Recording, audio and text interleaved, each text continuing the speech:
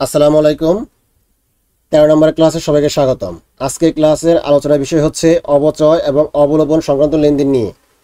তাহলে চলো শুরু করা যাক। আমাদের অবচয় বলতে বোঝানো হয় যে কোনো স্থায়ী সম্পত্তি ব্যবহারজনিত ক্ষয়ক্ষতিকে সাধারণত অবচয় বলা হয়।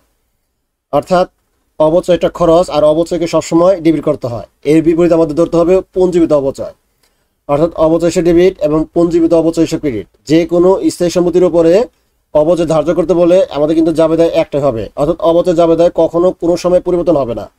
জাবেদায় কিন্তু আমাদের একটাই হবে। যে কোনো সম্পত্তির উপরে যদি অবচয় ধার্য করতে বলে তাহলে আমাদের অবচয় জাবেদা কিন্তু একটাই হবে। এই অবচয় জাবেদা কিন্তু কখনোই পরিবর্তন হবে না। তাহলে জাবেদা হবে আমাদের অবচয় হিসাব ডেবিট এবং পুঞ্জীবিত অবচয় হিসাব ক্রেডিট, ঠিক আছে। আর পুঞ্জীবিত অবচয়ের কারণে কিন্তু আমাদের সম্পত্তির পরিমাণটা হ্রাস পাবে, অর্থাৎ অ্যাসেট কমে যাবে, ঠিক আছে। ওই যতবার পুঞ্জীবিত অবচয়টা ক্রিয়েট হবে ততবার বুঝতে হবে যে আমাদের ব্যবসায়ের ওই স্থায়ী সম্পত্তিটা কমে যাবে, মানে যে সম্পত্তির উপর অবচয় ধরতে হবে ওই সম্পত্তিটা কিন্তু আমাদের কমে যাবে। তাহলে চলো কয়েকটি উদাহরণ দেখা যাক। এক নম্বর লেনদেনে বলা হয়েছে যে আসবাবপত্রের উপর অবচয় ধার্য করা হলো। আসবাবপত্র কিন্তু আমাদের একটা স্পর্শনীয় স্থায়ী সম্পদ, এই জন্য এর উপর অবচয় ধার্য করা হয়। আর অবচয় ধার্য জাবেদা হবে আমাদের অবচয় হিসাব ডেবিট এবং পুঞ্জীবিত অবচয় হিসাব ক্রেডিট। অবচয় কিন্তু একটা খরচ, আর অবচয় ডেবিট হওয়া মানে হলো খরচ বৃদ্ধি পাওয়া, ব্যবসায়িক খরচ বৃদ্ধি পাওয়া। আর খরচ বৃদ্ধি পেলে কিন্তু আমাদের অনার সিকিউরিটি কমে যাবে। আর পুঞ্জীবিত অবচয় ক্রেডিট হওয়ার অর্থ হলো সম্পত্তি হ্রাস পাওয়া। এখানে আমাদের কিন্তু আসবাবপত্রের অবচয় ধার্য করা হয়েছে, তার মানে এই আসবাবপত্রের কিন্তু আমাদের এই পুঞ্জীবিত অবচয়ের কারণে কিন্তু এই আসবাবপত্রের মূল্যটা কিন্তু কমে যাবে। এই জন্য আমাদের এখানে সম্পত্তি হ্রাস পাবে, ঠিক আছে। আর সম্পত্তি হ্রাস পাওয়া মানে আমাদের অ্যাসেট কমে যাওয়া হিসাব সমীকরণে। আশা করি তোমরা সবাই এই এক নম্বর লেনদেনটি বুঝতে পেরেছো।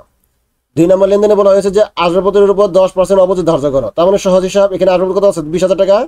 এই 20,000 টাকার উপরে এই 10% করলে আমাদের আসবে 2,000 টাকা।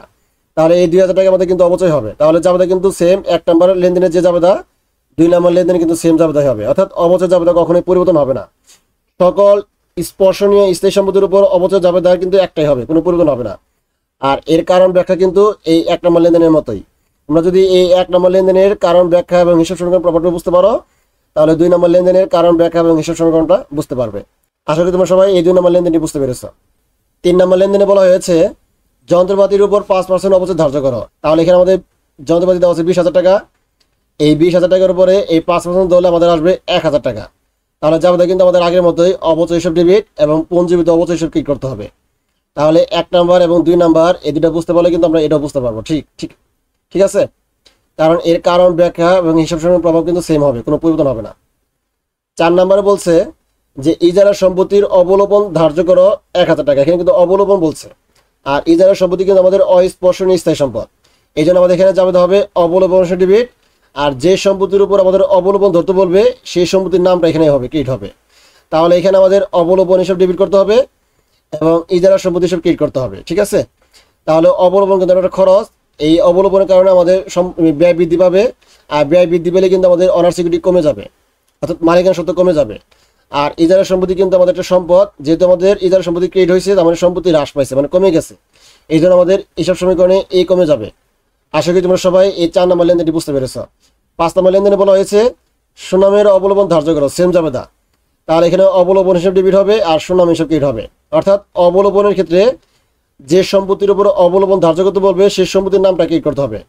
আর অবচয়ের ক্ষেত্রে সম্পত্তির নাম ক্রেডিট হবে না, শুধুমাত্র পুঞ্জীবিত অবচয় ক্রেডিট হবে অবচয়ের ক্ষেত্রে।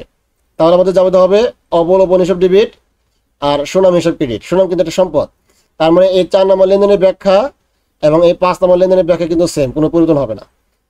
পরবর্তী ক্লাস দেখার আমন্ত্রণ জানিয়ে আজকের মতো এখানে শেষ করছি। সবাই ভালো থাকবে, সুস্থ থাকবে। আল্লাহ হাফেজ, আসসালামু আলাইকুম।